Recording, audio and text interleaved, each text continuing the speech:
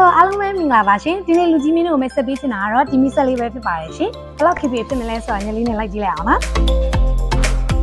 ဒီဆက်လေးကတော့1000 kPa 800 kW ဆိုင်းလန်တိုင်းအမျိုးအစားလေးပဲဖြစ်ပါတယ်ရှင်ဒီမီဆက်ရဲ့အလျားကတော့18ပေ4လက်မှရှိပြီးတော့မှအနံ6ပေ9လက်မှအမြင့်10ပေ3လက်မှရှိပါတယ်ရှင်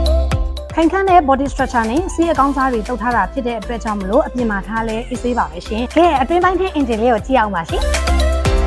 အင်ဂျင်ဖွဲ့စည်းပုံကလည်းရိုးရှင်းပြီးတော့မှ spare ဘတ်တွေကလည်းအလွယ်တကူဝယ်ရရှိနိုင်တဲ့အတွက်ကြောင့်မလို့ပြုပြင်ထိုင်သိမ်းမှုအတွက်အချိန်နဲ့ကုန်ကျစရိတ်ကိုသက်သာစေမှာပဲဖြစ်ပါရဲ့ရှင်။ body အတွင်းပိုင်းကလည်းနေရာကျကျဝန်းရှိတဲ့အတွက်ကြောင့်မလို့ maintenance လုပ်တဲ့အခါမှာအရင်အဆင်ပြေပါရဲ့ရှင်